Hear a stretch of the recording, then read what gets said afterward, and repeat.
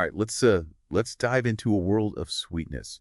We're going to be talking about wholesale merchants in the sugar, chocolate, and sugar confectionery industry. If you're thinking about a career move in this field, this deep dive is for you. We've got the career and interview guides from RoleCatcher right here. They're going to help you nail that interview. We're going to go beyond just giving you the right answer. We really want to get into the why behind it so you can impress those hiring managers. Yeah. Think of us as your interview coaches.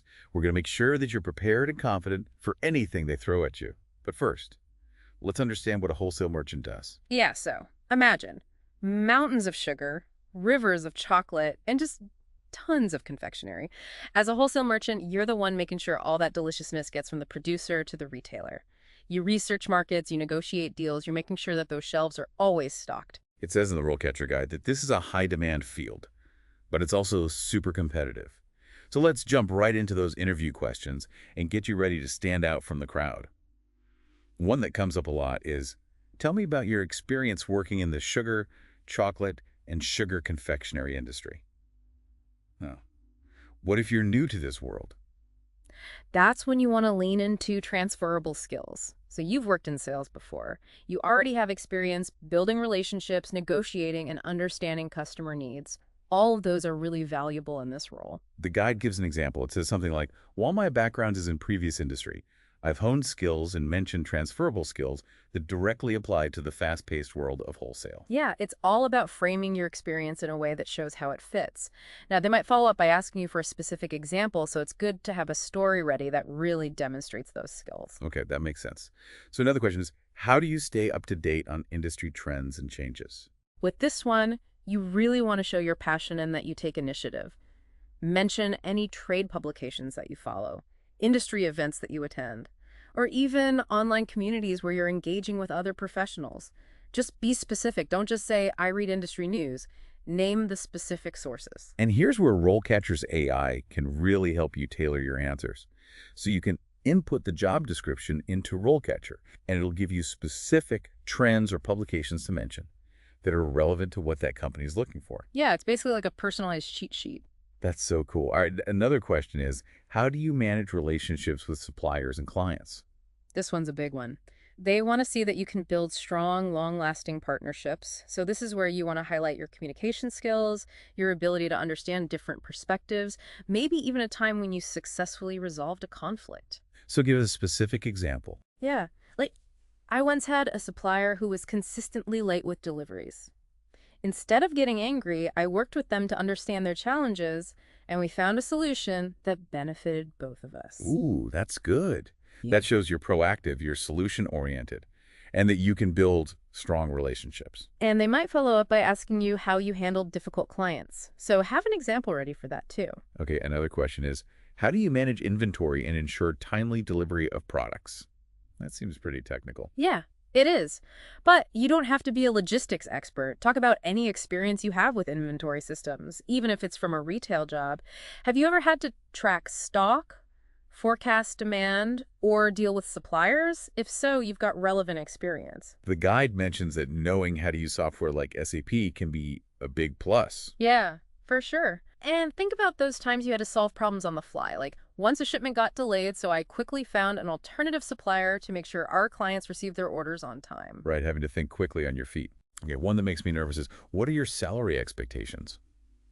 How do you even answer that? At first, do your research. Use resources like RoleCatcher's Guide and websites like Glassdoor to see the typical salary range. So see what other people are making in similar roles. Right. Yeah. Then you can consider your own experience and your qualifications.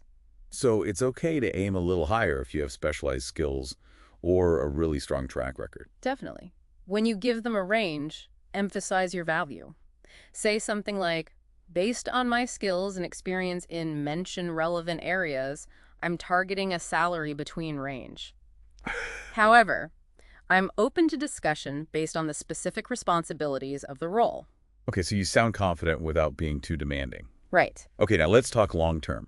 Where do you see yourself in 5 years? Just be honest. Share your goals, but make sure you tie them back to the company. Maybe you want to become a specialist in a certain type of confectionery, or move into a management position. Showing that you're ambitious and that you want to grow within the company is always good. RoleCatcher's AI can help here too. Absolutely. It can analyze the company's values and goals and help you tailor an answer that aligns perfectly. This AI is seriously impressive. We've covered a lot already, but there's so much more to talk about. Welcome back to our deep dive into the world of wholesale merchants. We're picking up right where we left off, giving you more strategies to ace that interview. Interviews can be kind of like a box of chocolates. You never really know what you're going to get. That's true. But we're going to help you unwrap those tricky questions and give you some winning answers. Speaking of tricky questions, here's one that comes up a lot. Tell me about a time you faced a difficult situation with a client or supplier and how you resolved it. Oh, yeah. The classic, tell me about a time question. This is where they want to see those problem-solving skills in action. Yeah, they want to see how you handle things when they go wrong. Right. They don't want to hear about a time when you messed up and blamed somebody else. They want to know, do you take ownership? Can you think critically? How do you find solutions? So how do we approach this? Use the STAR method. Situation, task, action, and result. Start by describing the situation and the challenge. Okay, so like I had a client who was unhappy with a recent shipment because some of the packaging was damaged. Exactly. Then outline the task. What were you responsible for? What were your goals? So in this case, Yeah. it would be something like, my goal was to resolve the client's issue while also minimizing any financial loss for the company. Perfect. Next, talk about the action. What steps did you take? Be specific and highlight your problem-solving skills. Like I investigated the cause of the damage and negotiated a discount for the client. Yeah. Or I arranged for a replacement shipment. Yeah. Focus on what you actually did to solve the problem. And finally, the result. What happened? What did you learn? Highlight the positive impact. Yeah. You could say, by working closely with the client and the shipping company, I was able to resolve the issue quickly, maintain a positive relationship with the client, and prevent future problems. Right. That really shows you're proactive, that you're solution-oriented, and that you're focused on building strong relationships. Exactly. And with this type of question, they might ask you follow-up questions like, what would you do differently next time? Or what was the biggest challenge you faced? So be prepared to go a little deeper. Yeah. All right, let's move on to another tough one, the salary question. What are your salary expectations? Don't be intimidated by this question. This is just a negotiation. And you deserve to be paid what you're worth. Okay, so how do we figure out what we're worth? First, research. Use resources like RoleCatcher's career guide and websites like Glassdoor to get an idea of the salary range. So see what other people are making in similar jobs. Right. And remember, those are just averages. If you have specialized skills, you can definitely aim higher. And when you give them a number. Give them a range, not just one number. Yeah. And explain why you're asking for that much. Like based on my experience and mentioned relevant skills in my research, I'm targeting a salary between range. But I'm open to discussion based on the full scope of the role. That's perfect. Confident, but flexible. Okay, here's another one that always seems to come up. Where do you see yourself in 5 years? This is about ambition and showing how your goals fit with the company's vision. You don't need to have a detailed plan, but show them you're thinking ahead and that you're excited to grow. So like, should we talk about being the CEO in 5 years? Maybe hold off on the CEO ambitions for now. Focus on things within the industry that really interest you. Like becoming a specialist in a certain type of confectionery, Yeah. or leading a team, or maybe expanding into international markets. Great examples. The key is to connect your goals to what the company wants to achieve. All right, I'm seeing a pattern here. It's all about showing how you can help the company succeed. Exactly. You could say, in 5 years, I see myself as a valuable asset to this company, potentially leading a team focused on expanding the organic chocolate line. I'm passionate about mentioned company value or goal and eager to contribute to the company's success. Okay, that's a good one. Now, what about those questions about weaknesses or challenges you've faced? Right, this can be tough. How do we handle those? Choose a weakness that you're actively working on and frame it as a learning opportunity. Like, I'm sometimes too focused on the details and can lose sight of the bigger picture. That's a good one. But I'm learning to delegate tasks and trust my team, which has made me much more efficient. Perfect. You've turned a negative into a positive. And let's not forget about RoleCatcher's AI. Oh, yeah. Our secret weapon. We've already seen how it can help us tailor our answers, but does it do anything else? Of course. It can also give you AI-powered feedback on your interview answers. You can practice your responses, record yourself, and it'll give you feedback on your delivery, your content, and even your body language. Wow. It's like having a personal interview coach. Exactly. So it can help us come up with good answers. And it can help us deliver those answers confidently. Right. This AI is amazing. Okay, Yeah. we've covered so much. We have.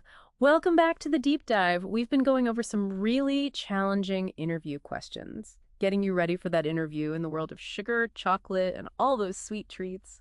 We've covered a lot, from transferable skills to salary expectations, and even how RoleCatcher's AI can help you prepare for the interview. But before we wrap up, let's get into some key career insights from RoleCatcher's guide. Yeah. One thing that really stood out to me was how important networking is. Oh yeah, networking. It's important, but I always get a little nervous about networking. What's the best way to do it without feeling awkward? I think it helps to think of it more as building connections and less as networking.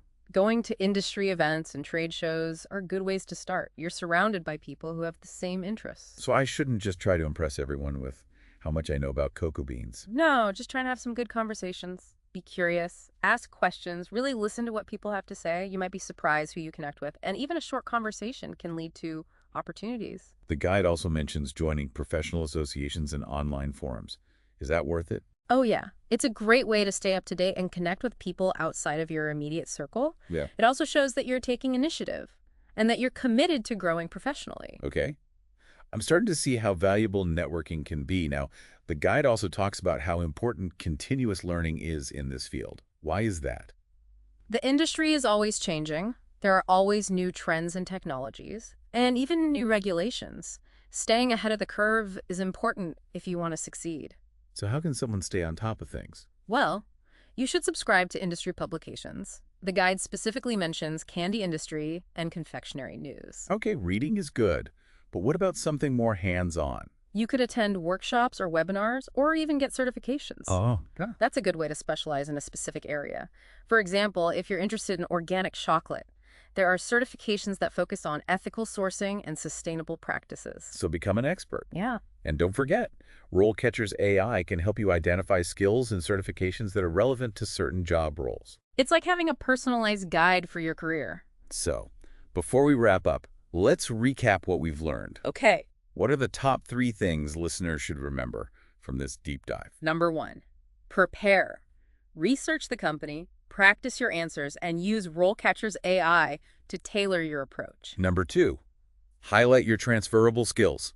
Even if you don't have direct experience, you can still show them what you can do. And number 3, network and never stop learning. This industry is all about relationships and staying up to date. Okay, so remember, you got this. The world of sugar, chocolate, and all things confectionery is waiting for you. That's right. Go out there and sweeten your career. And that's a wrap on this episode of The Deep Dive. We hope you feel more confident and ready for that interview. Until next time, keep learning, keep growing, and keep diving deep.